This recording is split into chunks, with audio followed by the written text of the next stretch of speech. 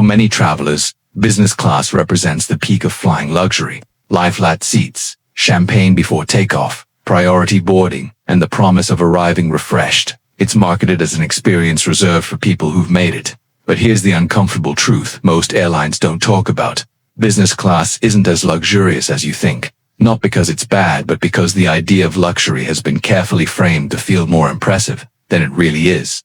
The first illusion begins before you even board the plane. Priority check-in, fast-track security, lounge access, these feel exclusive. But exclusivity doesn't always equal luxury. Lounges are often crowded, noisy, and filled with people doing the same thing you could do at a cafe outside the airport. The food is decent, not exceptional. The drinks are free, but rarely memorable. It feels special mainly because you've been separated from the main crowd, not because the experience itself is extraordinary. Then there's boarding. Business class passengers enter first, settle in earlier, and avoid the scramble of overhead bins. It feels smooth, controlled, almost elite, but this comfort lasts only a few minutes. Once the doors close, everyone is confined to the same metal tube, breathing the same recycled air, moving at the same speed, subject to the same delays. The hierarchy disappears faster than most people expect.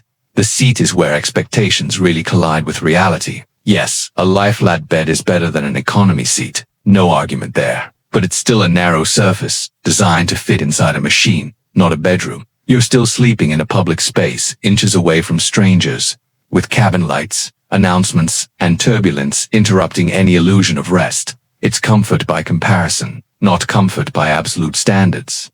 Food is another area where marketing works over time. Chef-designed menus, fine dining at 35,000 feet, restaurant-quality meals.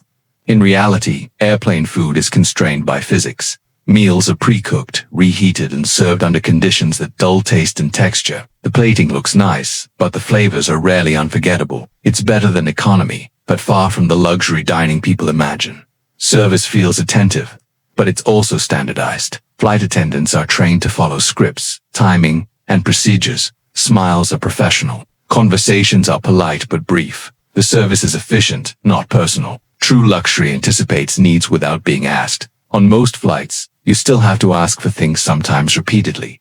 Privacy is another myth. Business class gives you more space, but not real isolation. You hear conversations, see movement, feel the presence of others constantly. Curtains, dividers, and shelves create the appearance of privacy, not the reality of it. You're still very much in public.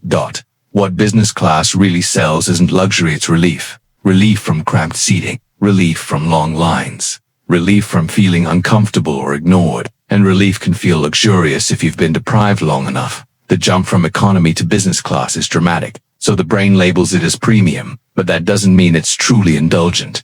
There's also a financial illusion at play. When someone pays thousands of dollars for a ticket or redeems a large number of points, the mind wants the experience to justify the cost. So we inflate its value emotionally. We tell ourselves it's extravagant, even when many parts are simply fine. This doesn't make people foolish. It makes them human.